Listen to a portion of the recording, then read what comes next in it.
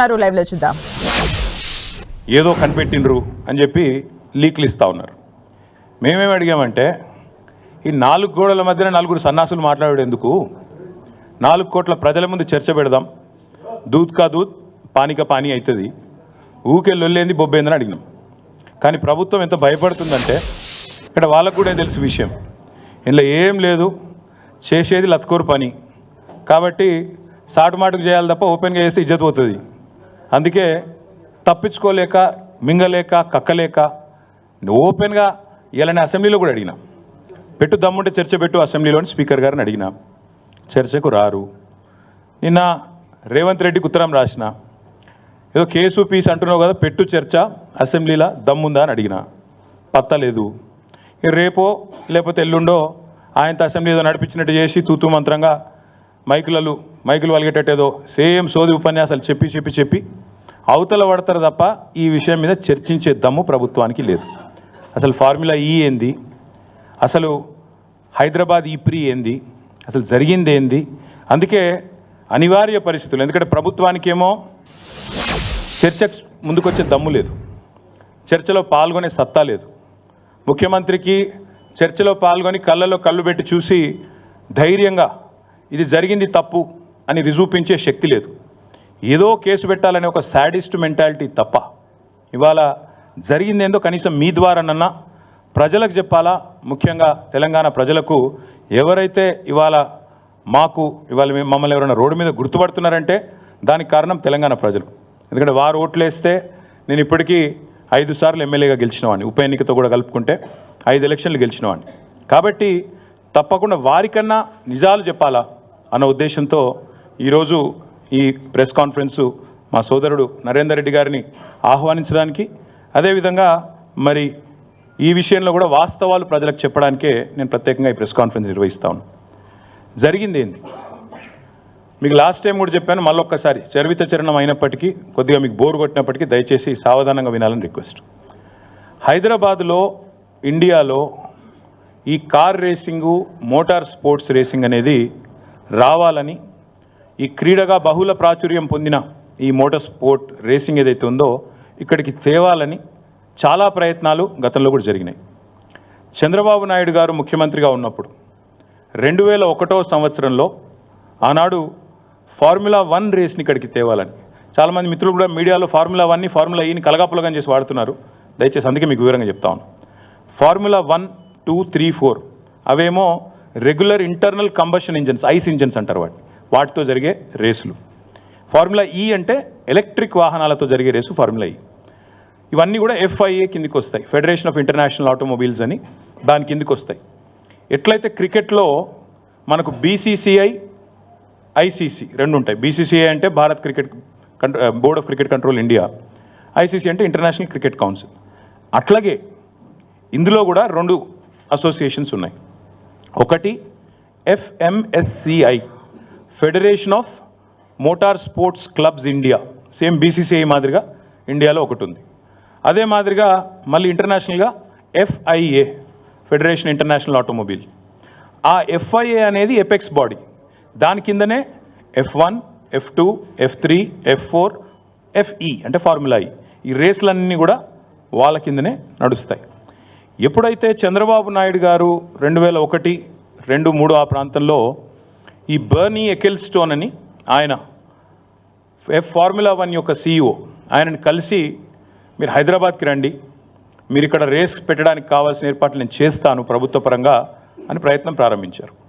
కానీ దురదృష్టం ఆ ప్రయత్నం ఫలవంతం కాలేదు, ఫర్ వాట్ ఎవర్ రీజన్. అప్పటికి చంద్రబాబు నాయుడు గారు 2004లో ఓడిపోయారు, అది కూడా ఒక కారణం కావచ్చు. కానీ చంద్రబాబు నాయుడు గారు ఓడిపోక ముందే ఆయన ప్రభుత్వంలో ఉండంగానే ఇవాళ గోపన్పల్లి, మనకిప్పుడు ఫైనాన్షియల్ డిస్ట్రిక్ట్ పక్కనే ఉన్న ప్రాంతం గోపన్పల్లి, అక్కడ 580 ఎకరాల భూసేకరణకు నోటీసులు కూడా ఆనాడు ప్రభుత్వం ఇవ్వడం జరిగింది రెవెన్యూ డిపార్ట్మెంట్ ద్వారా. దేనికి? ఒక formula 1 race track, permanent track ఇండియాలో బిల్డ్ చేయాలి, దానికి హైదరాబాదే కేంద్రం కావాలి అనే కోరికతో ఆనాడు చంద్రబాబు నాయుడు గారి ప్రభుత్వం ఒక బలమైన ప్రయత్నం చేసింది. దురదృష్టం వారి ప్రభుత్వం పోయింది. ఆ తర్వాత వచ్చిన కాంగ్రెస్ ప్రభుత్వం వాళ్ళు దాన్ని పట్టించుకోలేదు. అట్లే ఆ రైతులు కూడా ఎవరైతే ఆ గోపన్పల్లిలో భూసేకరణ నోటీసులు రిసీవ్ చేసుకున్న వాళ్ళు ఉన్నారో వారు అప్పటి నుంచి ఇప్పటివరకు న్యాయ పోరాటం చేస్తూనే ఉన్నారు. ఆ రైతుల్లో ఒక ఆయన రేవంత్ రెడ్డి కూడా ఉన్నాడు. ఈరోజు ముఖ్యమంత్రిగా ఉన్న రేవంత్ రెడ్డికి కూడా అక్కడ 15 ఎకరాల భూమి ఉంది. సో ఇప్పుడు నేను చెప్పే స్టోరీ అంతా రేవంత్ రెడ్డికి కూడా ఎరికే. ఆయన గుంజుకున్నాడా లేకపోతే నిజంగానే రిజిస్టర్ చేసుకున్నాడా అది నాకు ఎరకలేదు. కానీ గోపనపల్లిలో భూమి ఉందని ఆయన అఫిడవిట్లో కూడా చూపెట్టిండు. ఎలక్షన్ అఫిడవిట్లో కూడా రేవంత్ రెడ్డి గారి ఎలక్షన్ అఫిడవిట్లో కూడా నాకు 15 ఎకరాల భూమి గోపనపల్లిలో ఎక్కడైతే ఫార్ములా 1 కోసం ఆనాటి అప్పటి తెలుగుదేశం ప్రభుత్వం భూసేకరణ నోటీసులు ఇచ్చిందో అందులో నాకు కూడా ఉన్నది అని చెప్పి రేవంత్ రెడ్డి గారు కూడా అఫిడవిట్లో ఎలక్షన్ అఫిడవిట్లో కూడా మొన్న 2023 ఎలక్షన్ అఫిడవిట్లో కూడా డిక్లేర్ చేశారు. తదనంతరం ప్రయత్నాలు జరిగినాయి దేశంలో. ఈ F1 అనే రేసును తేవాలి. ఎందుకంటే చాలా విస్తృతమైన ప్రచారం కలిగిన బాగా పాపులర్ రేస్ F1. దాని చుట్టూ మర్చెండైజింగు, దాని చుట్టూ కొన్ని సిటీల యొక్క గ్రోతే దాని చుట్టూ ఉంది. మొనాకో అనే ఒక సిటీ ఉంటుంది, ఒక కంట్రీ కమ్ సిటీ. అది మొనాకోలో జరిగే గ్రాండ్ ప్రీ వరల్డ్ ఫేమస్. అక్కడికి పెద్ద పెద్ద వాళ్ళు ప్రపంచంలో ఉండే బిలియనీర్లు అందరూ దిగుతారు. అసలు ఆ మొనాకో అనే సిటీ వెలుగులోకి వచ్చిందే ఈ ఫార్ములా 1 రేస్ వల్ల. అట్లా ఒక ఫార్ములా 1 రేస్ని ప్రపంచవ్యాప్తంగా ఒక అంచనా ప్రకారం 200 కోట్ల పైచిలకు మంది చూస్తారు. 2 బిలియన్ ప్లస్ పీపుల్ చూస్తారు. అంత popular racing formula 1 racing. So మన దేశంలో కూడా ప్రయత్నాలు జరిగి చివరికి ఉత్తరప్రదేశ్లో అప్పుడు జేపీ గ్రూప్ అని ఉండేది, ఇప్పుడు కూడా ఉన్నట్టుంది, జయప్రకాష్ గ్రూప్. నోయిడాలో వారు ఒక ట్రాక్ కట్టారు. పెద్ద ట్రాక్ కట్టి ఆ ట్రాక్లో ఫార్ములా 1 వాళ్ళని ఒప్పించి మొత్తానికి ఉత్తరప్రదేశ్ నోయిడాలో డబ్బులు మేము పెడతాము అని చెప్పి 1700 కోట్ల రూపాయలు ఖర్చు చేసి, ఇది ఎప్పుడు నేను చెప్పేది 2009-10 ఆ ప్రాంతంలో 1700 కోట్ల రూపాయలు ఖర్చు చేసి ఆనాడు 2009, 10, 11. ఎందుకంటే ఒక రేస్ అనేది 1 సంవత్సరం కోసం జరగదు. రేస్ అనేది ఎప్పుడైనా కూడా ఒక 4 సంవత్సరాలు 3 సంవత్సరాలు సైనింగే. ఎందుకంటే ఒకటేసారి అట్లా వచ్చి ఇట్లా రేస్ చేసి వెళ్ళిపోవడానికి కాదు, ఉండదు. డెఫినెట్గా ఒకసారి దాన్ని ఏమంటారు క్యాలెండర్లోకి రావాలి, ప్రచారం జరగాలి. ఇప్పుడు నేను చెప్పాను అబుదాబి గ్రాండ్ ప్రీ ఉంటుంది, లాస్ వేగస్లో ఉంటుంది, తర్వాత సౌపాలోలో ఉంటుంది. ఇట్లా క్యాలెండర్ ఉంటుంది అనమాట. 12 నెలల్లో ప్రతి 2వ శనివారం ఏదో ఉంటుంది రేసు. అవన్నీ ముందే డిసైడ్ అయ్యి ఉంటాయి ఎక్కడెక్కడ రేస్ జరుగుతుంది అని చెప్తే మోటార్ స్పోర్ట్స్ ఎంతూజియాస్ అందరూ కూడా అయితే టీవీలో చూడడమో లేదా టికెట్లు కొనుక్కొని అక్కడ పోయి రేస్ చూడడమో ప్రత్యక్షంగా ఇవన్నీ జరుగుతూ ఉంటాయి. సో అట్లా ఉత్తరప్రదేశ్కి మొత్తానికి వాళ్ళు పట్టుకొచ్చారు, జేపీ గ్రూప్ వాళ్ళు పట్టుకొచ్చినారు. 3 సంవత్సరాలు జరిగింది race, 9, 10, 11. For whatever reason 3 సంవత్సరాల తర్వాత వాళ్ళకు ఫార్ములా 1 వాళ్ళు ఇక మళ్ళీ మేము రాము ఇండియాకి అని చెప్పి క్యాన్సిల్ చేసుకొని 11 తర్వాత వాళ్ళు వెళ్ళిపోయినారు. ఈ రీజన్స్ నాకు తెలియదు. కానీ దాదాపు అప్పట్లో జేపీ గ్రూపు అక్కడ ఉత్తరప్రదేశ్ ప్రభుత్వము అందరు కలిసి ఖర్చు పెట్టిన అమౌంట్ 1500 నుంచి 1700 కోట్లు. 1500 నుంచి 1700 కోట్ల రూపాయలు ఆ రేస్ నిర్వహణ కోసం ఖర్చు పెట్టారు. సరే, అందులో కొంత రెవెన్యూ కూడా వచ్చి ఉంటుంది, వచ్చిన వాళ్ళు చూడడానికి, స్పాన్సర్స్, దానికి దీనికి కొంత రెవెన్యూ కూడా వచ్చి ఉంటుంది. తర్వాత ఇంకా మళ్ళీ భారతదేశంలో మోటార్ స్పోర్ట్స్ రేసులు ఆ స్థాయిలో ఎన్నడూ జరగలేదు, చిన్నవి జరుగుతుంటాయి. ఫార్ములా 4 రేస్ అని మొన్ననే చెన్నైలో జరిగింది. నిన్నగాక మొన్న మీరు చూసింటారు, అమిత్ షా గారు జమ్మూ కాశ్మీర్లో ఫార్ములా 4 రేస్ జరిగింది, ఇది గర్వకారణం భారతదేశానికి అని కూడా మొన్ననే ట్వీట్ చేశారు, చూసింటారు మీరు. అట్లాగే చెన్నైలో మొన్ననే అక్కడి ప్రభుత్వం స్టాలిన్ గారు, వారి కుమారుడు డిప్యూటీ సీఎం ఉదయ్ స్టాలిన్ 42 కోట్లు ప్రభుత్వం నుంచి ఖర్చు పెట్టి ఫార్ములా 4 రేస్. ఫార్ములా 4 అంటే నిజంగా చెప్పాలంటే ఫుడ్ చైన్లో చాలా కింద ఉంటుంది. F1 తర్వాత F2 తర్వాత F3 తర్వాత F4 అలా. సో ఈ రకంగా ఈ రేసుల కోసం దేశవ్యాప్తంగా పోటీ ఎప్పటి నుంచో ఉంది. సో ఆ క్రమంలో గత 10, 11, 12 సంవత్సరాలుగా ఒక కొత్త ట్రెండ్ స్టార్ట్ అయింది. ఈరోజు మనం 2024 సంవత్సరంలో ఉన్నాం, ఇంకా 4 రోజులు అయితే 2025లో ఉంటాం. గత 2013-14 నుంచి ఎప్పుడైతే ఐస్ ఇంజన్ పోయి, ఐస్ అంటే ఇంటర్నల్ కంబషన్ ఇంజన్, డీజిల్ పెట్రోల్తో నడిచే ఇంజన్లు, అది పోయి ఎలక్ట్రిక్ వాహనాలు రావడం స్టార్ట్ అయిందో, ఎలక్ట్రిక్ వెహికల్స్ రావడం స్టార్ట్ అయిందో, అప్పటి నుంచి రేసింగ్లో కూడా ఎలక్ట్రిక్ వెహికల్స్ని తీసుకురావాలనే ఒక కొత్త కాన్సెప్ట్తోని ఈ ఫార్ములా ఈ అంటే ఎలక్ట్రిక్, ఆ రేసింగు స్టార్ట్ అయింది. ఆ రేసింగ్ స్టార్ట్ అయిన తర్వాత దానికి కూడా విస్తృతమైన ప్రచారం వచ్చింది, దానికి కూడా విపరీతమైన ప్రచారం, విపరీతమైన అట్రాక్షన్ వచ్చింది.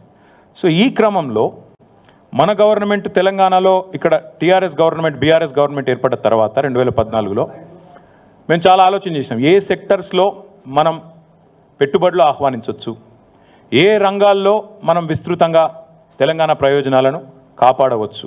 ఆ ఉద్దేశంతో 14 థ్రస్ట్ ఏరియాస్ అంటారు, 14 కీలక రంగాలను ఐడెంటిఫై చేసి మా ఇండస్ట్రియల్ పాలసీలో, ఆనాటి టీఆర్ఎస్ గవర్నమెంట్ ఇండస్ట్రియల్ పాలసీలో 14 రంగాలను ఐడెంటిఫై చేశాం.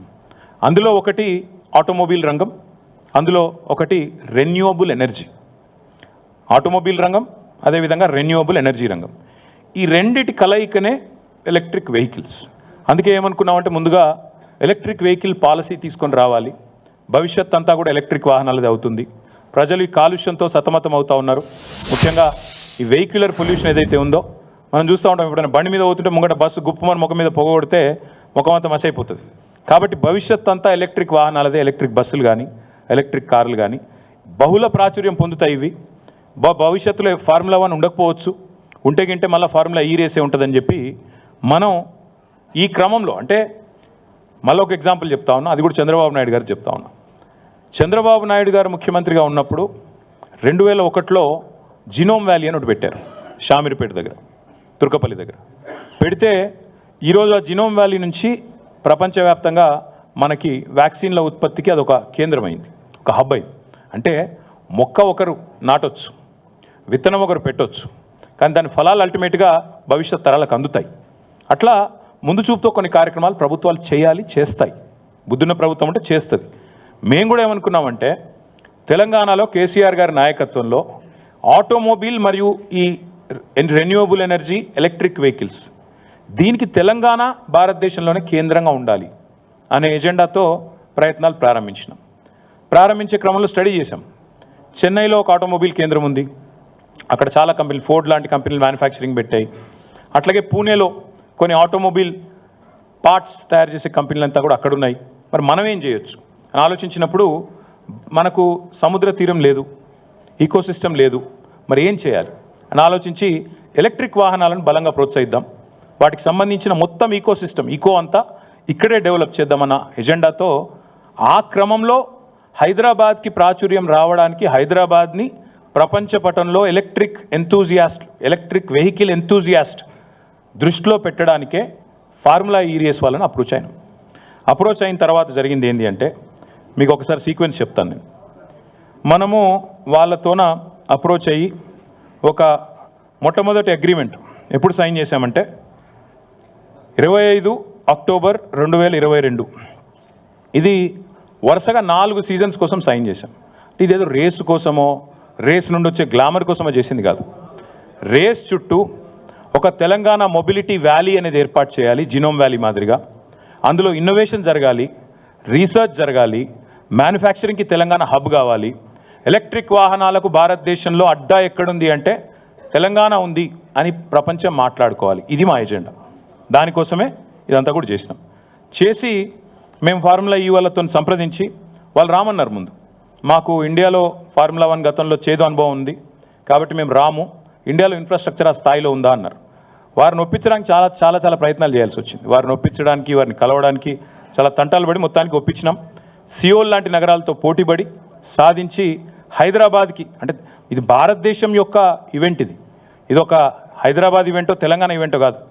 Formula E was coming to India and incidentally we were able to get that to our state and our city Hyderabad. 25/10/2022 రోజు మనం మొట్టమొదటిసారి వారితో ఒక అగ్రిమెంట్లోకి ఎంటర్ అయ్యాం. Between municipal administration department from government of Telangana and వాళ్ళ వైపు నుంచి ఫార్ములా ఈ వాళ్ళు, అదేవిధంగా ఒక ప్రమోటర్. ఎందుకంటే ఈ రేస్ జరపాలి అన్నప్పుడు కొంత ఖర్చు అవుతున్నప్పుడు ప్రైవేట్ వ్యక్తుల్ని భాగస్వాములు చేసి వాళ్ళకు కూడా అడ్వర్టైజింగ్ రైట్స్ ఇచ్చి, ఎందుకంటే 50 కోట్ల మంది చూసే రేసు ఫార్ములా ఈ, కాబట్టి వారికి కూడా ప్రాచుర్యం కలిగే విధంగా, వారికి కూడా లాభం కలిగే విధంగా అడ్వర్టైజింగ్లో చేయాలని చెప్పి అట్లా ప్లాన్ చేసి మొత్తానికి ఏస్ జెన్ అనే ఒక కంపెనీ, గ్రీన్ కో అనే కంపెనీ ఉంటుంది, దాని సబ్సిడరీ, వాళ్ళతోన మనం అగ్రిమెంట్ చేసుకున్నాం.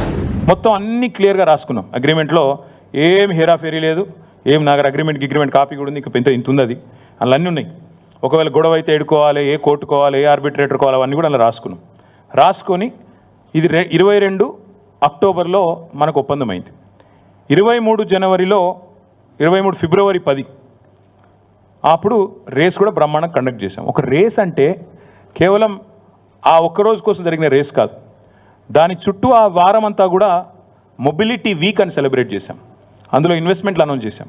హ్యుండై 1400 కోట్లు, అమర్ రాజా బ్యాటరీస్ 9500 కోట్లు, ఇంకా చాలా ఇప్పుడు నాకు గుర్తులేవు కానీ చాలా ఎలక్ట్రిక్ కంపెనీలు వచ్చినాయి. ఆనంద్ మహీంద్రా గారు వచ్చారు. Mahindra racing was a part of it. Anand Mahindra గారు కూడా చాలా గర్వంగా చాలా గొప్పగా ట్వీట్ చేసినారు, అసలు అద్భుతమైన రేసు మనం ఇక్కడ జరగడం అనేది మనందరికీ ఆనందదాయకం అని. చాలామంది పెద్దలు కూడా వచ్చినారు. ఇది కేంద్ర మంత్రి కిషన్ రెడ్డి గారు రేస్కి వచ్చి ఆయన మాట్లాడిన మాట మన ఒక స్థానిక తెలుగు ఛానల్తో పూర్తిగా కేంద్ర ప్రభుత్వ సహకారంతో ఈ రేస్ జరుగుతోంది అని కొంత క్రెడిట్ కొట్టేసే ప్రయత్నం కూడా చేశారు. ఏ పాత్ర లేదు, మను లేదు, కానీ కొంత క్రెడిట్ కొట్టేసే ప్రయత్నం కూడా చేసిండ్రు. అనురాగ్ ఠాకూర్ గారు ఆయన వచ్చినాడు. ఆయన కూడా వచ్చి ప్రైజులు కూడా ఇచ్చారు ఆయన. ఇది అనురాగ్ ఠాకూర్ గారు, అప్పుడు ఆయన కేంద్ర క్రీడల శాఖ మంత్రి. ఇక ఆనంద్ మహీంద్రా గారు, ఇప్పుడే నేను చెప్పాను, Mahindra racing was a part of it. Mahindra group Anand Mahindra గారు చైర్మన్ అండ్ CEO, వారు కూడా వచ్చారు. వారి రేసింగ్ టీం కూడా పాల్గొన్నది. వారితో పాటు ఇంకా చాలామంది ప్రముఖ నటులు, చాలామంది పెద్ద పెద్ద వాళ్ళు, పాపులర్ పర్సన్స్ చాలామంది వచ్చారు. సచిన్ తెందుల్కర్ గారు, అదేవిధంగా వారితో పాటు చాలామంది స్పోర్టింగ్ లెజెండ్స్ కూడా వారితో పాటు బాంబే నుంచి ఇతర ప్రాంతాల నుంచి వచ్చారు. అదేవిధంగా ఇక ప్రపంచవ్యాప్తంగా వీళ్ళంతా పాపులర్ డ్రైవర్స్, చాలా చాలా సూపర్ స్టార్లు. ఇప్పుడు మనకు అర్థం కాదు ఈ స్పోర్ట్, కానీ అర్థమైన వాళ్ళకి తెలుస్తుంది. ఇప్పుడు మనకి ఇక్కడ రామ్ చరణ్లు, షారుఖ్ ఖాన్లు ఎట్లనో అక్కడ వాళ్ళకు కూడా ఆ స్పోర్ట్ తెలిసిన వాళ్ళకి, ఆ క్రీడ తెలిసిన వాళ్ళకి వీళ్ళందరూ సూపర్ స్టార్లు. అదేవిధంగా చాలామంది యాక్టర్లు, రాజకీయ దిగ్గజాలు, మన ఇంకా చంద్రబాబు నాయుడు గారి డాటర్ ఇన్ లా బ్రాహ్మణి గారు, ఇంకా చాలామంది హైదరాబాద్లోని హూ ఇస్ హూ అందరు కూడా అటెండ్ అయ్యారు ఈ ఈవెంట్ మొత్తం కూడా ఫిబ్రవరి 23లో. అయితే ఈ రేసును ప్రమోట్ చేయడానికి మేము ఏ ఎఫర్ట్ కూడా వదిలిపెట్టలేదు.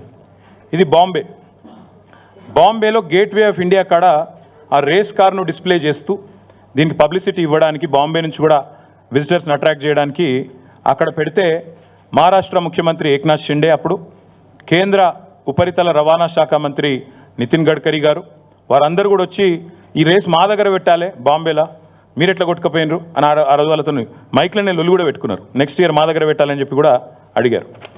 దాని తర్వాత ఢిల్లీలో హర్దీప్ సింగ్ పూరి గారు, క్రికెటర్స్ శిఖర్ ధావన్ గారు, యజువేంద్ర చాహల్ గారు, ఇంకా చాలామంది ఎంపీలు వచ్చారు, ఇతర రాష్ట్రాల మంత్రులు వచ్చినారు. ఇదంతా కూడా జరిగిన తర్వాత మనకు రేసు ఫిబ్రవరి 2023లో రేస్ జరిగింది. రేస్ జరిగిన తర్వాత దీనివల్ల అసలు హైదరాబాద్కి ఏం లాభమైంది? ఎందుకంటే అడుగుతారు కదా సహజంగా. ఆ రోజు మొదటి రేస్కి ప్రభుత్వం వైపు నుంచి మనం పెట్టిన ఖర్చు మొత్తం HMDA పెట్టింది. ఎందుకంటే HMDA యాక్ట్లో చాలా స్పష్టంగా ఉంది. HMDA చట్టంలో ఏం రాసింది అంటే, హైదరాబాద్లో జరిగే ఏ లీజర్ యాక్టివిటీ అయినా, ఏ రిక్రియేషన్ యాక్టివిటీ అయినా దాన్ని ప్రమోట్ చేయడానికి HMDAకి పూర్తి అధికారం ఉంది. HMDA యొక్క చైర్మన్ ముఖ్యమంత్రి గారు, HMDA యొక్క వైస్ చైర్మన్ మున్సిపల్ మంత్రిగా ఆ రోజు నేనున్నాను. కాబట్టి HMDA నుంచి ఒక 30-35 కోట్లు ఏదో ఖర్చు పెట్టినట్టు, నాకు ఎగ్జాక్ట్ నెంబర్ గుర్తులేదు, సబ్జెక్ట్ టు కరెక్షన్. 30-35 కోట్లు ఏదో ఖర్చు పెట్టాం. ఆ ప్రమోటర్ ఎవరైతే ఉండేనో, స్పాన్సర్ గ్రీన్కో, ఆయన దాదాపు 100-110 కోట్లు ఆయన ఖర్చు పెట్టారు. ఏం లాభం వచ్చింది మరి హైదరాబాద్కి అని చెప్పి మాకు ఫిబ్రవరిలో రేస్ అయిన తర్వాత, మాకు నిజానికి మేము చేయలేదు ఈ స్టడీ. కొత్త సిటీలో రేస్ అయిన తర్వాత ఏం జరిగింది అని చెప్పి నెల్సన్ అనే ఒక సంస్థ వాళ్ళు అధ్యయనం చేశారు. అధ్యయనం చేసి వాళ్ళు ఇచ్చిన రిపోర్ట్, ఇంత పెద్ద రిపోర్ట్ ఉంది, మీరు అందరికీ కూడా కాపీస్ ఇస్తాను, దయచేసి చూడండి. ఇది నా కవిత్వం కాదు, నెల్సన్ అనే సంస్థ ఇంటర్నేషనల్ ఏజెన్సీ. ఇదేదో హైదరాబాద్లో అమీర్పేటలోనో లేకపోతే ఢిల్లీలో CPలోనో ఉండేది కాదు. ఇది నిజంగా కూడా ఒక రెప్యూటెడ్ ఇంటర్నేషనల్ ఏజెన్సీ.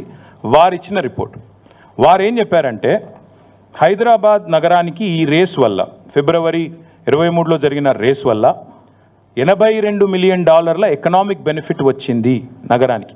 ఎట్లా వస్తుంది ఎకనామిక్ బెనిఫిట్ ఒక నగరానికి అంటే, ట్రావెలు, GST పేమెంట్స్, ఇండైరెక్ట్గా జరిగే ప్రచారము, 50 కంట్రీస్లో మనకి జరిగే మనకు లభించే విస్తృతమైన పబ్లిసిటీ, ఎన్నింటి వల్ల అల్టిమేట్గా మనకి బ్రహ్మాండంగా విస్తృతమైన ప్రచారం వచ్చింది, లాభం జరిగిందని చెప్పి ఈ నెల్సన్ అనే సంస్థ ఇచ్చిన అధ్యయన రిపోర్టు.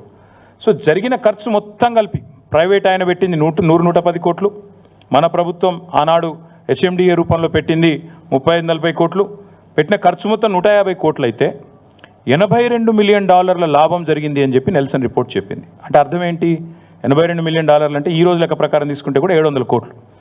పెట్టింది 150 కోట్లు అయితే ప్రైవేట్ వాళ్ళు, గవర్నమెంట్ కలిపి వచ్చింది దాదాపు 550 కోట్లు. ఇంకా అదనంగా ఎకనామిక్ బెనిఫిట్ వచ్చింది, హైదరాబాద్కి పేరు వచ్చింది అనేది వాస్తవం.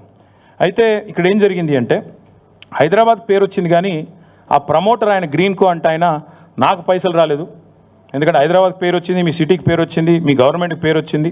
కానీ నాకు పడతలు కాలేదు. ఇక్కడ నేను 110 కోట్లు ఖర్చు పెట్టినా అనుకున్నంత రాలేదు. కాబట్టి నేను వెనకకు పోతున్నా. నేను నెక్స్ట్ ఇయర్ నేను చేయలేను, మీరు ఎవరినైనా వేరే వాళ్ళను చూసుకోండి స్పాన్సరు అని చెప్పి వారు చెప్పినారు.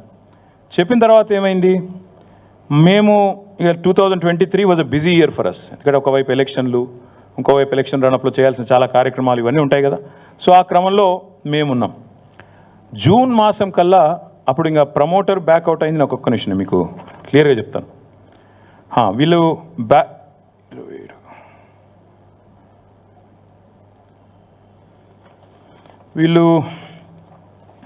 ఒక సెకండ్, మొత్తానికి గ్రీన్కో వాళ్ళు బ్యాక్అవుట్ అయిపోయారు. బ్యాక్అవుట్ అయిపోయిన తర్వాత మనకి జూన్ మాసం, జూన్ జూలై ఆ టైంలో నాకు ఆనాటి మా సెక్రటరీ అరవింద్ కుమార్ గారు నా దగ్గరకు వచ్చారు. వచ్చేసారి మరి నెక్స్ట్ ఇయర్ రేస్, ఎందుకంటే 4 సంవత్సరాలకు మనం సైన్ చేసాం అగ్రిమెంట్, మనం గవర్నమెంట్తో వాళ్ళ అగ్రిమెంట్ 4 సంవత్సరాలకు ఉంది. మరి ప్రమోటర్ బ్యాక్అవుట్ అయ్యాడు, ఎట్లా ఏం చేయమంటారు అన్నారు. నేనేం చెప్పానంటే ఈ రేసు, ఎందుకంటే నా ఉద్దేశం, నా మనసులో ఉన్నది చెప్తున్నాను మీకు. నా ఆలోచన ఏముండే అంటే అల్టిమేట్గా ఎలక్ట్రిక్ వెహికల్స్ తెలంగాణ హబ్ కావాలి అంటే మేము చాలా కాన్ఫిడెంట్గా ఉంటాం. మళ్ళీ గవర్నమెంట్ మనదే వస్తుంది తప్పకుండా. మనం 2వ సంవత్సరంలో కాకపోతే 3వ 4వ సంవత్సరంలో అల్టిమేట్గా ఎలాన్ మస్క్ లాంటి పట్టుకొని రావాలా, పట్టుకొచ్చి హైదరాబాద్ని తెలంగాణని షోకేస్ చేసి మనం టెస్లా కూడా అవసరమైతే భవిష్యత్తులో ఇక్కడికే వచ్చేటట్టు చేయాలి. ఎందుకంటే వాళ్ళకు కూడా ఇండియా ప్లాన్స్ ఉన్నాయి. ఈవెంట్ చుట్టూ అట్లా ప్రపంచం దృష్టిని ఆకర్షించాలనేది మా ప్రయత్నం.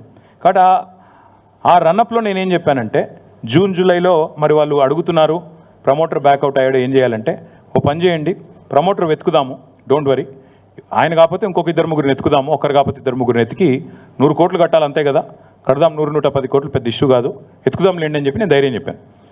బ్యాడ్లకి ఏంటంటే మనకి మేము ఇక ఎలక్షన్ రన్అప్లో పడిపోయాం. నేను ఇక నా హడావుల్లో నేను తిరుగుతున్నాను. మా అరవింద్ కుమార్ గారు ప్రయత్నం చేసినారు కానీ దొరకట్లేదు. మాకు 3rd ఆగస్ట్ 2023 నాడు ఒక ఈమెయిల్ వచ్చింది.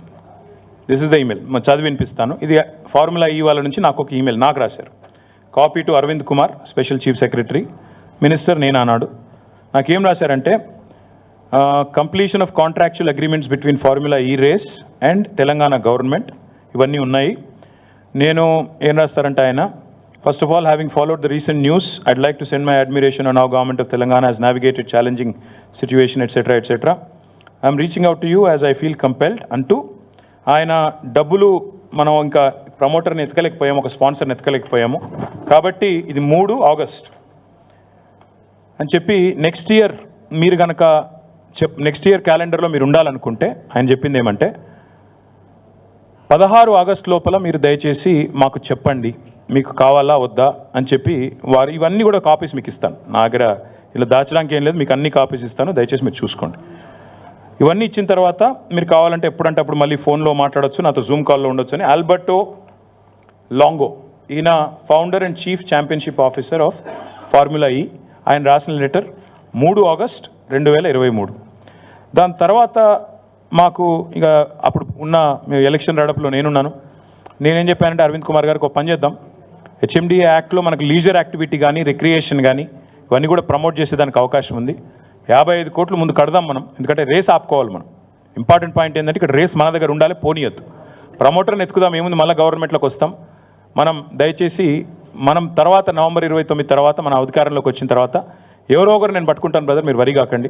అమర్ రాజా లాంటి వాళ్ళు ఇంకోరు ఎవరో 20-25 కోట్లు పెట్టమంటే వాళ్ళకి పెద్ద ఇష్యూ కాదు, పెడతారు అని చెప్పినాక ఓకే అని చెప్పేసి అరవింద్ కుమార్ గారు 2 దఫాలుగా 2 ఇన్స్టాల్మెంట్స్లో, ఎగ్జాక్ట్ డేట్స్ కూడా నేను మీకు చెప్తాను, వాళ్ళకి డబ్బులు పంపించడం జరిగింది. ఎప్పుడు అంటే ఒకటేమో 5 అక్టోబర్ 1 25% కట్టారు. తర్వాత అక్టోబర్ 11, 2023. మొత్తం కలిపి నాకేమైందంటే అప్పుడు నేను నా హడావుడిలో తిరుగుతున్నాను కాబట్టి వారు మాకు అది పంపించిన తర్వాత ఫైల్ పంపించారు. నాకు మినిస్టర్గా 27 సెప్టెంబర్ నాడు ఫైల్ వచ్చింది, ఏది 55 కోట్లు కట్టాలి అనేది. నేను ఓకే అని సైన్ చేసినాను. సైన్ చేసిన తర్వాత కట్టింది మేము అక్టోబర్ 5 ఒకసారి, అక్టోబర్ 11 రెండోసారి, అంటే 2 ఇన్స్టాల్మెంట్లు కట్టాం. కట్టిన తర్వాత వాళ్ళు డిక్లేర్ చేశారు ఎప్పుడు, అక్టోబర్ 19. మేము అక్టోబర్ 5, 11 కట్టిన తర్వాత అక్టోబర్ 19 నాడు హైదరాబాద్ను క్యాలెండర్లో ఇంక్లూడ్ చేస్తూ నెక్స్ట్ సీజన్కి వాళ్ళు స్టేట్మెంట్ ఇచ్చారు. అంటే ఆ డబ్బులు కట్టడం వల్లనే రేసు మనకు మిగిలింది, లేకపోతే రేసు పోయేది, క్యాన్సిల్ అయ్యేది, మనం అబాస్ పాలయ్యేవాళ్ళం. అయితే ఇట్లాంటివి జరుగుతూ ఉంటాయి. ఇది ప్రపంచంలో ఇది మొదటిసారి కాదు, ఇదేం చివరిసారి కూడా కాబోదు. కానీ ప్రభుత్వాలు ఎట్లా దాన్ని హ్యాండిల్ చేస్తాయనే దాన్ని బట్టి వ్యవహారం ఉంటుంది. మాంట్రియాల్ అనే ఒక నగరం ఉంటుంది. మాంట్రియాల్ నగరంలో అక్కడ కూడా ఇదే జరిగింది. అక్కడ ఒక ఎలక్షన్ జరిగి ఒక మేయర్ ఓడిపోయి ఇంకో మేయర్ గెలిచిండు. గెలిచిన తర్వాత ఏమైంది? ఇట్లనే సేమ్ సిచ్యువేషన్ హైదరాబాద్లో ఎట్లయిందో అట్లే. ఏం జరిగింది అక్కడ అంటే మాంట్రియాల్లో ఇట్లే కాంట్రాక్ట్ ఉండే, అగ్రిమెంట్ ఉండే. ఆ కొత్త మేయర్ వచ్చిండు, ఇదేంది నాన్ సెన్స్ అని చెప్పేసి క్యాన్సిల్ చేసిండు. క్యాన్సిల్ చేసినాక వాళ్ళు కోర్టుకు పోయినారు, ఫార్ములా ఈ వాళ్ళు. కోర్టుకు పోయినాక ఫార్ములా ఈ సూస్ మాంట్రియాల్ సిటీ. తర్వాత ఏమైంది? అక్కడ సిటీ గవర్నమెంట్స్ ఉంటాయి, స్టేట్ గవర్నమెంట్ కంటే కూడా సిటీ గవర్నమెంట్లు మేయర్లు పవర్ఫుల్. అల్టిమేట్గా సెటిల్ చేసుకున్నారు. $3 మిలియన్ కడుతూ మాంట్రియాల్ సిటీ ఆ రేసు విషయంలో జరిగిన బ్రీచ్ ఆఫ్ కాంట్రాక్ట్కి బాధ్యత తీసుకుంటూ $3 మిలియన్ కడుతూ సెటిల్ చేసుకున్నారు. ఇదే మొదటిసారి కాదు, చివరిసారి కూడా కాదు. ఇట్లాంటివి జరుగుతూ ఉంటాయి, కాంట్రాక్ట్ బ్రీచ్లు ఇవన్నీ జరుగుతూ ఉంటాయి. జరిగిన తర్వాత మనకి అల్టిమేట్గా మరి రేసు విషయంలో డబ్బులు కట్టాము, రేసు మనకు ఉంటుందని తెలిసిపోయింది. ఇది 27 అక్టోబర్ నాడు మనకి వాళ్ళు ఆ స్పాన్సర్ ఎవరైతే ఉన్నారో అప్పటిదాకా ఉండే ఫస్ట్ సీజన్లో ఆయన టర్మినేషన్ లెటర్ ఇచ్చేసిండు మనకు. ఇక నేను లేనిలా ఏఎస్జెన్ అంటే ఆయన గ్రీన్ కో అంటే ఆయన నాకు సంబంధం లేదుగా ఈ రేస్తోని, ఈసారి హెచ్ఎండిఏ కట్టింది డబ్బులు కాబట్టి మీరు చూసుకోండి అని ఆయన ఇచ్చిన లెటరు, ఈ కాపీ కూడా నేను మీకు ఇస్తాను. ఇక తర్వాత మిగతాది మీకు తెలుసు. 29 నవంబర్ నాడు ఎన్నిక జరిగింది. ఎన్నిక జరిగిన తర్వాత మేము ఓడిపోయాము. డిసెంబర్ 3 నాడు రిజల్ట్స్ వచ్చినాయి. కాంగ్రెస్ గవర్నమెంట్ డిసెంబర్ 7 నాడు వచ్చింది. డిసెంబర్ 7 నాడు కాంగ్రెస్ గవర్నమెంట్ వస్తే ఇక్కడ ఒక చాలా ఇంపార్టెంట్ విషయం మీకు చెప్పాలి. ఇప్పటి వరకు రేవంత్ రెడ్డి విషయం బయట మాట్లాడతలేడు, దానకిషోర్ గారు మాట్లాడతలేరు, గవర్నమెంట్ మాట్లాడతలేదు. ఈ ప్రమోటరు, ఈ చీఫ్, ఈయన ఫౌండర్ ఆఫ్ ఫార్ములా ఈ రేవంత్ రెడ్డిని వచ్చి కలిసిండు. ఇప్పటివరకు ఇది పేపర్లో లేదు, ఎక్కడ లేదు, ఫోటో చెప్తలేదు గవర్నమెంట్. ఇది 13 డిసెంబర్ అంటే వీళ్ళు గవర్నమెంట్కి వచ్చింది 7 డిసెంబర్ అయితే 13 డిసెంబర్ నాడు ఆయన వచ్చి రేవంత్ రెడ్డిని కలిసిండు. కలిసి తర్వాత ఏం జరిగింది అంటే this is exactly on 13th December. Revanth Reddy గారు చాలా పాజిటివ్గా స్పందించారంట, అది నాకు తెలియదు, స్పందించారంట. స్పందించి నా తర్వాత కరెక్ట్గా 13 నాడు రేవంత్ రెడ్డిని కలిశారు. ఇక్కడ నుంచి ఇంపార్టెంట్ ఈవెంట్ స్టార్ట్. ఇది 19 నాడు ఎవరైతే రేవంత్ రెడ్డిని కలిసిండో ఆల్బర్టో, ఆయన co founder and chief championship officer, ఆయన కూడా ఈ దానకిషోర్ గారు కూడా ఈ మీటింగ్లో ఉన్నారు. ఆల్బర్టో రేవంత్ రెడ్డి గారిని కలిసినప్పుడు దానకిషోర్ గారు కూడా ఆ మీటింగ్లో ఉన్నారు, ఫోటోలో లేరు, మీటింగ్లో ఉన్నారు. ఇది దానకిషోర్ గారికి ఆల్బర్టో 19 డిసెంబర్ నాడు రాసిన లేఖ, ఈమెయిల్. ఏం రాశారంటే, dear mister Danakishore, I trust this letter finds you well. On behalf of formula E operations మీకు కంగ్రాచులేషన్స్, ఇప్పుడు కొత్తగా మీరు ప్రిన్సిపల్ సెక్రటరీ అయ్యారు అని చెప్తూ, we are writing to you with great enthusiasm regarding our ongoing partnership and agreement in place for hosting formula E race in the city of Hyderabad for the next 3 years. వచ్చే 3 సంవత్సరాల కోసం కూడా formula E race ఇక్కడ నిర్వహించాలనే తాపత్రయంతో నేను మీకు రాస్తున్నాను. We value the collaborative spirit that has defined our relationship thus far and look forward to building on the lasting positive impact which 2023 Hyderabad E Prix has created. ఇక inaugural edition 31,000 మంది వచ్చారు, దాదాపు 190 కంట్రీస్లో చాలామంది చూశారు అని చెప్తూ, నెల్సన్ అనే సంస్థ $83 మిలియన్, ఇదంతా కూడా మీకు ఇస్తాను, మీకు అన్ని కూడా షేర్ చేస్తాను, మీరు చూసుకోవచ్చు. $83 మిలియన్ లాభం జరిగిందని చెప్పి రాశారు. అని రాస్తూ ఇక్కడ నుంచి important. Following my encouraging personal meeting with chief minister Revanth Reddy last Wednesday in Hyderabad, we kindly request return confirmation that newly elected government will progress with the existing agreement between Formula E operations and the MA and UD department. As part of the confirmation to the event, I'd also like to request your commitment to an operational delivery plan of the event. Anjappi Formula E event director, with whom you had fruitful conversation earlier, will be in touch with you అని చెప్తూ డీటెయిల్డ్గా email రాసి ఆయన ఏమంటారంటే, ఇందులో చాలా important line ఏంటంటే, I fully appreciate the short preparation time to familiarize yourself with Formula E project, yet I am required to request the receipt of a letter of confirmation of the event commitment by no later than 21st December 2023, close of business India time. 13 రోజు 13 రోజు ముఖ్యమంత్రిని కలిసిండు, 19 రోజు email చేసిండు ఆయనకి దానకిషోర్కి. ఇది ఏది కూడా ఇప్పటివరకు గవర్నమెంట్ బయట చెప్పట్లేదు. ఈ గవర్నమెంట్ ఎట్లా చెప్తుందంటే అసలు ఏం జరగనే లేదు, ఉత్తరం అయిపోయింది, ఏదో దోపిడీ జరిగిపోయింది అన్నట్టు మాట్లాడుతున్నారు. 19 రోజు ఉత్తరం రాశారు, రాసి క్లియర్గా అడిగినారు, ఇది మీరు మరి చేస్తారా రేసు, మీరు ఎంకరేజింగ్ ఉండే రేవంత్ రెడ్డి గారితో మీటింగు, కానీ మరి చేస్తారా లేదా మరి చెప్పగలరు, 21 డిసెంబర్ ఈవినింగ్ కల్లా చెప్పాలి మీరు, ఎందుకంటే లేకపోతే మాకుండే రూల్స్ మాకుండే ఇబ్బందులు మాకున్నాయి అని చెప్పారు. చెప్పిన తర్వాత దానకిషోర్ గారు మరి సమాధానం ఇచ్చారో లేదో నాకు తెలియదు. This is the letter again by the legal director of formula ఈ ఆన్ 22 డిసెంబర్. 21 కల్లా చెప్పమన్నారు, వీళ్ళు చెప్పినో లేదో నాకు తెలియదు. 22 నాడు వాళ్ళ లీగల్ డైరెక్టర్ ఫార్ములా ఈ వాళ్ళ లీగల్ డైరెక్టర్ దానకిషోర్ గారికి ఉత్తరం రాసిండ్రు. ఏమని, this letter is sent, basically terminate చేస్తున్నాం, బ్రీచ్ జరిగింది, కాంట్రాక్ట్ బ్రీచ్ జరిగింది, మీరు పైసలు కట్టలేదు కాబట్టి మరి dear Dana Kishore, following our letter dated 19 December which content requirements still unaddressed from your side, FEO has no option but to formally notify you pursuant to section 23.1 of the schedule 2 of the agreement that MANUD department is in material breach of our agreement due to failure to pay a significant amount of fees.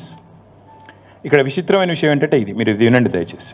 ఇక్కడ ఏం చెప్పారంటే ఆయన agreement మీరు fail అయ్యారు, breach చేశారు అని చెప్తూ మీరు థర్డ్ ఇన్స్టాల్మెంట్ మీరు కట్టలేదు.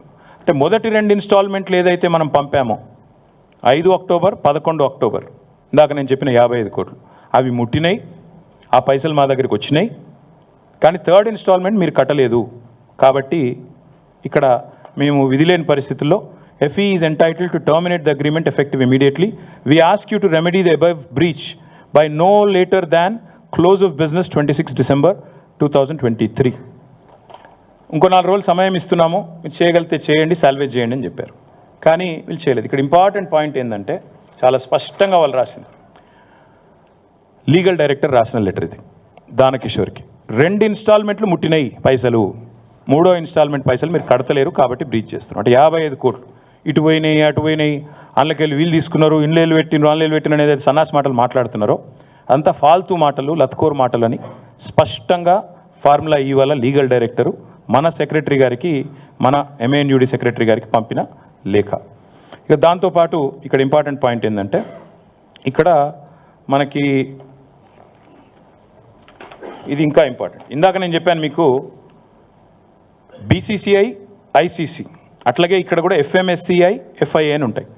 వీళ్ళకి డబ్బులు కట్టడంతో పాటు ICCకి BCCIకి కూడా ఏదైనా ఈవెంట్ అప్పుడు ఎట్లయితే ఇప్పుడు IPL వాళ్ళు కూడా BCCIకి డబ్బులు కట్టాలి, అట్లాగే ఫార్ములా ఈ రేస్ ఇక్కడ అవుతున్నప్పుడు మనం కూడా వీళ్ళు కూడా వాళ్ళకి డబ్బులు కట్టాలి, FMSCIకి FIAకి డబ్బులు కట్టాలి, కొంత లైసెన్స్ అగ్రిమెంట్ అని ఉంటుంది. దానికి ఒక 74 లక్షల రూపాయలు కట్టారు. కట్టిన తర్వాత విచిత్రం ఏంటంటే ఎప్పుడైతే రేస్ క్యాన్సిల్ అయిపోయిందో, ఇది మీరు చూడాలి, ఇది ఎప్పుడైతే రేస్ క్యాన్సిల్ అయిపోయిన తర్వాత FIA వాళ్ళు అంటే ఫెడరేషన్ ఆఫ్ ఇంటర్నేషనల్ ఆటోమొబైల్ వాళ్ళు ఆ డబ్బులు FMSCIకి పంపించేసారు. రేస్ క్యాన్సిల్ అయింది, ఈ పైసలు మాకు అవసరం లేదు అని చెప్పి 74 లక్షల రూపాయలు లేకపోతే ఏదో మొత్తం అమౌంట్ కరెక్ట్లీ నాట్ నోన్ పంపించిగో ఆ ఈమెయిల్ ఇది FIA నుంచి FMSCIకి పైసలు పంపించేసారు వాపస్. Federation of motor sports club in ఇండియాకు పైసలు కూడా వాపస్ ఇచ్చారు. వీళ్ళు ఇప్పటికి 20 సార్లు దానకిషోర్ గారిని అడుగుతున్నారు, బాబు ఈ పైసలు వాపస్ తీసుకో, మీ డబ్బులు మీరు వాపస్ తీసుకోండి అని అడుగుతున్నారు. వీళ్ళు సమాధానం లేదు. ఎందుకు ఇదంతా ఎందుకు అంటే వీళ్ళ ఎజెండా ఒకటే, ఏదో జరిగింది. ఏం జరిగింది ఇందులో? నాకు నిజంగా బిగ్గెస్ట్ జోక్ ఎక్కడ అనిపిస్తుందంటే ACB అట, ACB కేసు అట. ఇలా కరప్షన్ ఎక్కడుంది ఇప్పుడు మీరు చెప్పండి నాకు. 55 కోట్లు మనం కట్టిన డబ్బులు వాళ్ళకు ముట్టినాయని వాళ్ళు చెప్తున్నారు, లైసెన్స్ డబ్బులు వాళ్ళు వాపస్ ఇచ్చినామని వాళ్ళే చెప్తున్నారు. ఇది ఏది కూడా గవర్నమెంట్ బయట పెడతలేదు. ఇవన్నీ దాచి దొంగ కేసు పెట్టి ఏదో జరిగింది నేరం, ఏదో అన్యాయం జరిగింది అని బట్టగాల్చి మీదేసే ఒక లత్కోర్ ప్రయత్నం రేవంత్ రెడ్డి ప్రభుత్వం చేస్తున్నది. ఇది మా వాళ్ళకు తెలవాలి, ముఖ్యంగా మా తెలంగాణ ప్రజలు ఎవరైతే సోదరులు ఎవరైతే మమ్మల్ని గెలిపించినరో, ఎవరైతే ఇవాళ మమ్మల్ని ప్రధాన ప్రతిపక్షంగా కూర్చోబెట్టినరో వాళ్ళకు తెలవాలి. See, let me ask you, you guys should know this. This is a straightforward equation. HMDA account Indian Overseas Bank లో అందులోకి వెళ్ళి డైరెక్ట్గా డబ్బులు ట్రాన్స్ఫర్ అయినాయి, తబాదలు అయినాయి. ఇండియన్ ఓవర్సీస్ బ్యాంక్ అనేది నేషనలైజ్డ్ బ్యాంక్, అదేం ప్రైవేట్ బ్యాంక్ కాదు, చిన్న చితక బ్యాంక్ కాదు. వాళ్ళు ఏది చేసినా వాళ్ళు 100 ట్రాన్స్ఫర్లు చేస్తారు. ఆర్బీఐ ఇంకో బీఐ అన్ని బీఐల పర్మిషన్లు తీసుకునే చేస్తారు. డబ్బులు హెచ్ఎండిఏ, మాకు హెచ్ఎండిఏ యాక్ట్ ఎంపవర్స్ అస్. మున్సిపల్ అడ్మినిస్ట్రేషన్ డిపార్ట్మెంట్తో అగ్రిమెంట్ ఉండింది, డబ్బులు పంపాము, డబ్బులు ముట్టినాయని అక్కడ ఆయన చెప్తున్నాడు. తర్వాత లైసెన్స్ ఫీజు కూడా వాళ్ళు క్యాన్సిల్ అయినాక వాళ్ళు వాపస్, ఇప్పుడు ఎవరి వల్ల క్యాన్సిల్ అయిందో కనబడుతూనే ఉంది మీకు. వీళ్ళు చేతగాంతనం వల్ల వీళ్ళకి స్పోర్ట్ అర్థం కాదు, వీళ్ళకి కాన్సెప్ట్ తెలియదు కాబట్టి వీళ్ళ తెలివి తక్కువతనం వల్ల రేస్ పోయింది. పోయిన తర్వాత ఇవాళ నిజంగా చెప్పాలంటే ఎవరైనా కేసు ఎవరి మీద పెట్టాలండి? రేవంత్ రెడ్డి గారి మీద కేసు పెట్టాలి. ఎందుకు? ఒక ఇంత అద్భుతమైన రేస్ను హైదరాబాద్ కాకుండా చేసి, ఇండియాకు కాకుండా చేసి, ఇండియాను ప్రపంచవ్యాప్తంగా బదనాం చేసినందుకు, ఇజ్జత్ తీసినందుకు ఆయన మీద కేసు పెట్టాలి. నేను ఊరికే అంటలేను, మీరు చూడండి. ఇగో this is report, international report again. దీని క్యాన్సిలేషన్ వల్ల ప్రపంచవ్యాప్తంగా మనకు సిగ్గు. It is a shameful thing. ఇండియాకి జరిగే నష్టం ఇది. మోటార్ స్పోర్టింగ్లో మళ్ళీ ఎవడు నమ్మడు వీళ్ళను. It's an indelible mark.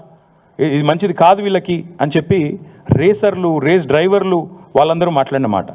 నేను అనేదల్లా నాకు అర్థం కాదు. ఇంకొక మాట కూడా చెప్పాలి చివరిగా, చాలా ఇంపార్టెంట్ ఇది. సరే కేసు వీళ్ళేదో పెట్టిరియాలి, ఎఫ్ఐఆర్ పెట్టిండ్రు. ఫార్ములా ఈవోలు కూడా ఏం చేసినారు తెలుసా? ఇక వాళ్ళు కూడా కేసు వేసారు. ఎందుకంటే ఒరిజినల్ అగ్రిమెంట్లో ఏముంది? ఏం డిస్ప్యూట్ వచ్చినా ఆర్బిట్రేషన్ కోవాలని ఉంది. అందుకే వాళ్ళు ఏం చేసిండ్రు, వీళ్ళు ఇంటర్నేషనల్ చేంబర్ ఆఫ్ కామర్స్ అక్కడ వాళ్ళు ఆల్రెడీ ఆర్బిట్రేషన్ కూడా ఫార్ములా ఈకి ఎంఎన్యూడి డిపార్ట్మెంట్ మధ్యన జరుగుతున్న ఈ తగాదా తెలుసండి. ఎట్లా అయితే మాంట్రియాల్కి సంబంధించి ఇందాక నేను చెప్పాను మీకు, మాంట్రియాల్ ఇది మీరు చూడండి. మాంట్రియాల్లో కూడా ఇట్లా రేస్ క్యాన్సిల్ అయింది. క్యాన్సిల్ అయినాక మరి ఫార్ములా ఈ వాళ్ళతో లిటిగేషన్ పోయినరు. ఆఖరికి $3 million లిటిగేషన్ సెటిల్ అయింది. అట్లాగే సెటిల్ చేయాలన్న ఉద్దేశంతో హరీష్ సాల్వే అనే ఒక ప్రముఖ లాయర్ ఉంటారు. ఆ లాయర్ని పెట్టుకొని వీళ్ళు లండన్ నుంచి వీళ్ళు ఈ ఆర్బిట్రేషన్ ప్రొసీడింగ్స్ కూడా వీళ్ళు స్టార్ట్ చేశారు. ఇదేది చెప్తలేదు ప్రభుత్వం. ఫార్ములా ఈవోలు వీళ్ళ మీద కేసు పెట్టింది చెప్తలేరు, పైసలు అడుగుతుందని చెప్తలేరు, ఎందుకు రేసు పోయిందో చెప్తలేరు, ఆ పైసలు నిక్షేపంగా ఉన్నాయి, మొదటి 2 ఇన్స్టాల్మెంట్లు అక్కడనే వాళ్ళ దగ్గర ముట్టినాయి అని వాళ్ళు పంపిన రిసీట్లు చూపెడతలేరు, 3వ ఇన్స్టాల్మెంట్ మీరు కట్టలేదు కాబట్టి రేస్ క్యాన్సిల్ అవుతుందని చెప్తలేరు. ఆఖరికి ఎఫ్ఎంఎస్సిఐ దగ్గర వచ్చిన పైసలు, వాపసు వచ్చిన పైసలు అవి తీసుకుంటందుకు కూడా వీళ్ళు ముందుకు వస్తలేరు. This is the fact of the matter. ఇందులో ఇప్పుడు కరప్షన్ ఎక్కడుంది, కాకరకాయ ఎక్కడుంది, కేసు ఎక్కడిది, మన్ను ఎక్కడిది, నాకైతే అర్థమవుతలేదు. ఇక మీకేమైనా అర్థమైతే నాకు తెలియదు. కానీ ఇందులో ఏసీబీ అట. ఏసీబీ అంటే ఏంటంటే యాంటీ కరప్షన్ బ్యూరో. కరప్షన్ లేనప్పుడు ఏసీబీ ఎడికి వస్తుంది? ఏం కేసు ఇది? అసలు మెడకాయ మీద తలకాయ నోడు పెడతాడా ఈ కేసు? అసలు ఎవడన్నా దివానాగాడు తప్ప, హౌలగాడు తప్ప ఎవడన్నా పెడతాడా ఈ కేసు? అందుకే అంటున్నా, ఇలా కన్ఫ్యూజ్ అయ్యేది లేదు, ఏం లేదు. రేవంత్ రెడ్డి చేసే మరొక లస్కోరు ప్రయత్నం మాత్రమే ఇది. నరేందర్ మీద, లగచర్ల రైతుల మీద మొన్న చేసిండు. సరే 37 రోజులు కొట్లాడి 37వ రోజు ఇలా మా సోదరుడు బయటకు వచ్చిండు. మా మీద కూడా కేసులు పెట్టి సతాయిస్తా అనుకుంటే నేను ఒకటే చెప్తున్నా రేవంత్ రెడ్డికి, మేము ఒక ఉద్యమ నాయకుడి బిడ్డలం, ఉద్యమ నాయకుడి సైనికులం. ఏనాటికైనా చెప్తున్నా రేవంత్ రెడ్డి, నీలాంటి చిల్లరగాళ్ళ కేసులకు, నీ లస్కోరు పనులకు భయపడేటోడు ఎవడు లేడు. నువ్వు మా ఇంటికి కూడా వీకలేవు, అది కూడా చెప్తున్నాను. నువ్వేం చేసుకుంటావో చేసుకో, భయపడేటోడు లేడు, లీగల్గానే కొట్లాడతాం, అది కూడా చెప్తున్నాను. ఇప్పుడు నేను చెప్పిన ప్రతిదీ మీకు ఇస్తా, కాపీలు చూసుకోండి. రేపు ఏసీబీ అడిగితే వాళ్ళకదే ఇస్తా, పోలీసు వాళ్ళు అడిగితే వాళ్ళకదే ఇస్తా, కోర్టులో కూడా గివే ఇస్తా. బరాబర్ చెప్తున్నా, నేను తప్పు చేయలేదు కాబట్టి నాకు ఆత్మవిశ్వాసం ఎక్కువ, ఆత్మస్థైర్యం ఎక్కువ. ఏ తప్పు చేయకపోయినా కేసు పెడతా అంటే పెట్టుకో, తప్పకుండా ప్రజలు అన్నీ కూడా అధ్యయనం చేస్తారు, అన్నీ కూడా అర్థం చేసుకుంటారు. మా ఎంబడి ఎందుకు పడుతున్నావు మాకు తెలుసు, మీకు తెలుసు. అమృత్ స్కామ్ గురించి మాట్లాడబడితిమి, మూసి లూటీ గురించి మాట్లాడబడితిమి. మరి మీరు చేస్తున్న అరాచకాలు, మీ అన్నదమ్ములు ఇవాళ అదానీ గారి సిమెంట్ ప్లాంట్ కోసం కొడంగల్లో చేస్తున్న అరాచకాలను ఢిల్లీ స్థాయిలో ఎక్స్పోజ్ చేస్తుమి. నీ అదానితో మీ వాళ్ళు అంటగాగుతున్న విధానం, మీ సీక్రెట్ మీటింగ్లు బయట పెడితిమి కోహినూరు హోటల్లో. ఇవన్నీ చూసినాక సహజంగానే నీకు కొంత కడుపుమంట ఉంటుంది, మేము అర్థం చేసుకోగలుగుతాను నీ బాధ. కానీ ఇక్కడ భయపడేటోడు ఎవడు లేడు. నువ్వేం చేసుకుంటావో చేసుకో, తప్పకుండా నేను అడుగుతా ఉన్నా. ఇవన్నీ నేను చూపెట్టిన అన్నీ కూడా these are all subject to scrutiny. మీరు you can scrutinize all of these, you can reach out to formula E. మీరు ఎవరెవరిని కలవదలుచుకుంటే, ఎవరెవరిని అడగదలుచుకుంటే వారిని అడగండి. తప్పకుండా మేము హైదరాబాద్ బ్రాండ్ ఇమేజ్ పెంచేదానికి, తెలంగాణ బ్రాండ్ ఇమేజ్ పెంచేదానికి, తెలంగాణను ప్రపంచ పటంలో ఎలక్ట్రిక్ వెహికల్స్ రంగంలో పెట్టడానికి చేసిన ఒక ప్రయత్నం ఈ ఫార్ములా ఈ రేస్ అనేది. అందులో ఒక చిన్న అంకం, దానికి 55 కోట్లు అనేది పెద్ద ముచ్చట కాదు, పెద్ద లెక్క కాదు. కాబట్టి దాన్ని ఏదో భూతద్దంలో పెట్టి ఇల్లేదో కుంభకోణం జరిగిందంటే నేను మళ్ళీ చెప్తున్నా, ఆ 55 కోట్లు ముట్టినాయి, మా దగ్గర ఉన్నాయి అని ఫార్ములా ఈ వాళ్ళు నీకు ఉత్తరం రాసిండ్రు. ఆ లెటర్ నిమ్మంగట్టు ఉంది, మీకు ఇస్తాను. అందులో లైసెన్స్ ఫీజు కూడా వాపస్ పంపి తీసుకో, నువ్వు వాపస్ 74 లక్షలు 75 లక్షలు అని చెప్పి FMSCI వాళ్ళు నీ గవర్నమెంట్ని అడుగుతా ఉన్నారు, నీ సెక్రటరీని అడుగుతున్నారు, అది కూడా మీరు చెప్తలేరు. అన్నిటికీ మించి ఆల్రెడీ ఫార్ములా ఈ వాళ్ళు మీతో ఆర్బిట్రేషన్ సూట్ కొట్లాడుతున్నారు, అది కూడా నువ్వు చెప్తలేవు. ఇవాళ నా మీద కేసు పెడితే నువ్వు ఫార్ములా ఈ మీద కూడా పెట్టాల్సి వస్తుంది. ఎందుకంటే నేను అనుచిత లబ్ధి చేకూర్చినా నువ్వు అంటున్నావు. అనుచిత లబ్ధి చేకూరిస్తే ఆల్రెడీ ఆర్బిట్రేషన్ వాళ్ళు నీ మీద వేసిండ్రు. మరి ఫార్ములా ఈతో నువ్వు కేసేస్తే, వాళ్ళ మీద కూడా కేసేస్తే ప్రపంచవ్యాప్తంగా తెలంగాణ ప్రభుత్వం ఇజ్జత్ పోదా?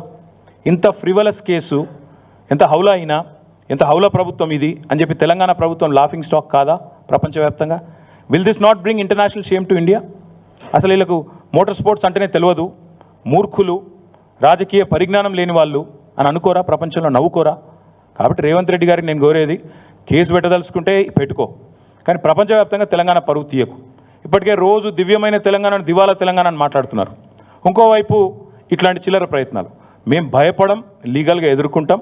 మా పార్టీ లీగల్ సెల్ చూసుకుంటుంది, న్యాయపరంగా ఏమేం చేయాలో వాళ్ళు చేస్తారు. మీతో నేను కోరేది, మా నాయకులతో నేను కూడా కోరేది ఏంటంటే, ఎలాంటి పరిస్థితినైనా శాంతియుతంగానే ఎదుర్కొంటాం. మేము ప్రజాస్వామిక పద్ధతుల్లో నిరసనలు చెప్తాం, ప్రజాస్వామిక పద్ధతుల్లోనే ఉంటాం తప్ప ఉద్యమాన్నే ప్రజాస్వామికంగా శాంతియుతంగా నడిపిన వాళ్ళం. పొరపాటున కూడా రేవంత్ రెడ్డి లాంటి చిల్లర నాయకుల చిల్లర ఎత్తుగడలకు మేము పడం. 100% చాలా పీస్ఫుల్గా ప్రొటెస్ట్ చేస్తాం, లీగల్గా కొట్లాడతాం. పొలిటికల్ కేసు కాబట్టి పొలిటికల్గా కొట్లాడతాం. ముమ్మాటికి ఈ ప్రభుత్వాన్ని మాత్రం ఈయన ఎన్ని డైవర్షన్ గేమ్లు ఆడినా, అది కూడా చెప్తున్నాం, మళ్ళీ 420 హామీలు అమలు చేసేదాకా వీళ్ళని మాత్రం వదిలిపెట్టాం. ప్రజలకు ఇచ్చిన ప్రతి వాగ్దానం, 6 గ్యారంటీలు, 13 హామీలు, 420 దొంగ హామీలు అన్నీ అమలు చేసేదాకా వదిలిపెట్టాం. ఎన్ని కేసులు పెట్టుకున్నా అన్నీ ఎదుర్కొంటాం. Thank you. నేను మళ్ళీ చెప్తున్నా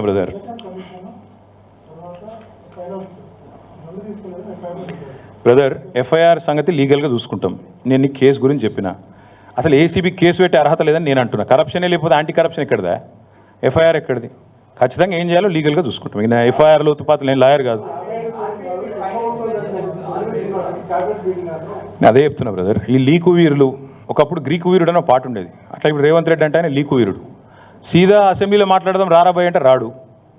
ఒక మంత్రికి దమ్ము లేదు, దద్దమ్మలంతా మాట్లాడమని రేపు ముందుగా అసెంబ్లీ పెట్టమను. ఇప్పుడు నేను చెప్పింది తప్పు అయితే రేపు అసెంబ్లీలో చర్చ పెట్టమను. అంతపాటి సిపాయిలు అయితే, నిజంగానే నేను చెప్పింది తప్పు అయితే రేపు అసెంబ్లీ ఉంది కదా పెట్టమను, అసెంబ్లీలో చర్చ పెట్టమను. వీళ్ళందరికీ ఇప్పుడు నేను వాస్తవాలు చూపెడతాను, వాళ్ళ వాస్తవాలు ఏందో వాళ్ళు చెప్పను. ఇప్పుడు ఆడ 4 గోడల మధ్యలో మాట్లాడు ఎందుకండి? 4 కోట్ల మంది ప్రజల ముందు మాట్లాడదాం. ఏం స్కామ్, మన స్కామ్ మాట్లాడదాం. బ్రదర్ నేను మళ్ళీ చెప్తున్నా, మనం సగం కట్టినాం వాళ్ళకు, 55 కోట్లు ఏదో కట్టినాం, 55 ఎంతనో కట్టినాం. నాకు సరిగ్గా యాదకి లేదు, సంవత్సరం కింద ముచ్చట. ఇక లాస్ట్ 1 ఇయర్ అంతా కొట్లాటనే కదా, మీరే చూస్తారు కదా. సరిగ్గా పేపర్లు అన్నీ ఉన్నాయి కదా, పేపర్లు అన్నీ ఉన్నాయి, కాగితాలు అన్నీ ఉన్నాయి, పైసలు ఎన్ని పోయినాయి, ఎన్ని ఆడ ముట్టినాయి, లెక్కపత్రం ఒక్కొక్క అనా పైసతో సహా ఉంటుంది. ఎట్లా పోతుంది? మిగతాది ఇంకా కట్టాలి అన్నారు. 50% కట్టిరు, 50% కట్టాలన్నారు. ఆ లెక్క ప్రకారం మేబీ అనదర్ 50-55 crores ఉండొచ్చు.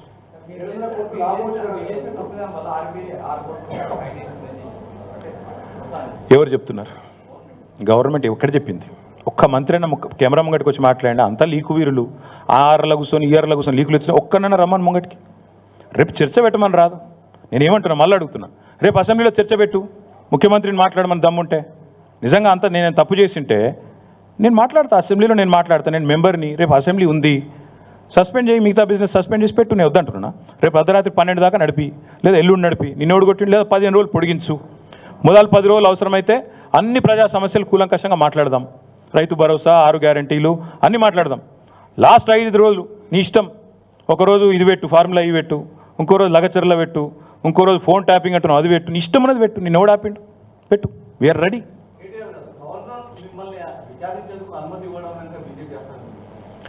బ్రదర్ నేను ఒకటి మాత్రం పక్కా చెప్తున్నా, ఇందులో మరి ఆయనకి ఏం చెప్పినరో నాకు తెలియదు. ఆయన కూడా ఇట్లా ఏమైనా గోల్మాల్ చేయొచ్చు. ఇప్పుడు ఇవన్నీ ఈ డాక్యుమెంట్లు పబ్లిక్ డొమైన్లో లేవు. ఇవన్నీ గవర్నర్ గారికి ఇచ్చితే మేబీ ఆయన కూడా పునరాలోచిస్తున్నానేమో, నాకు తెలియదు. ఇప్పుడు నేను లేనిది నేను అనకూడదు. గవర్నర్ గారిని అనవసరంగా నేను ఆయనకు ఉద్దేశాలు ఆపాదించడం కరెక్ట్ కాదు. ఆయనకు కూడా దొంగ మాటలు చెప్పి ఒప్పించిర్రేమో. ఇప్పుడు వారిద్దరి మధ్యన జరిగిన ఉత్తర ప్రత్యుత్తరాలు, గవర్నర్కు గవర్నమెంట్కు జరిగిన ఉత్తర ప్రత్యుత్తరాలు నాకు తెలియనప్పుడు నేను అనవసరంగా గవర్నర్ గారికి మోటివ్స్ నేను పెట్టడం మంచిది కాదు. కానీ ఒకటి మాత్రం పక్కా, ఇవన్నీ కూడా ప్రభుత్వం దాస్తా వచ్చింది ఈరోజు దాకా. ఫార్ములా ఈతో జరిగిన ఉత్తర ప్రత్యుత్తరాలు, పైసలు ముట్టిన రిసీట్లు, ఇవన్నీ కూడా నేరం జరిగిపోయింది, దొంగతనం జరిగింది అనేది డ్రామా ఆడుతుండ్రో ఇలా నేను బయట పెట్టినా. ఇప్పుడు నేను చెప్పింది తప్పైతే let chief minister hold discussion tomorrow in assembly. Brother ఇవాళ ఎఫ్ఐఆర్ అయిందట, ఒక నిమిషం, ఎఫ్ఐఆర్ అయిందట. ఇప్పుడు నేను గింత చెప్పినాక కూడా మెడకాయ మీద తలకాయ నోడైతే గింత చెప్పినాక లెంపలు వేసుకున్నారే తప్పు జరిగింది అని చెప్పి సపడే కూకోవాలి.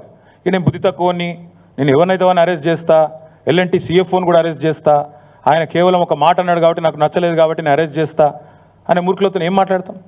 నేను ఒకటే చెప్తున్నా బ్రదర్, లీగల్గా నేనే తప్పు చేయలేదు, నాకు గుండె ధైర్యం ఉంది, నేనే తప్పు చేయలేదు. ఇప్పుడు మళ్ళీ దాని కాయిదాలు నేను చూపెడుతున్నా, కరప్షన్ లేదు, కాకరకాయ లేదని చెప్తున్నా. ఇది ఏసీబీ అనేది అసలు వాళ్ళకి అర్హత కూడా లేదు ఇందులో ఉండడానికి.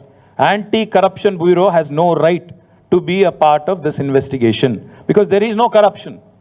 If there is no corruption, where is anti-corruption bureau? That's my question.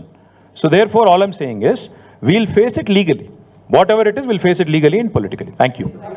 Get Salem over there.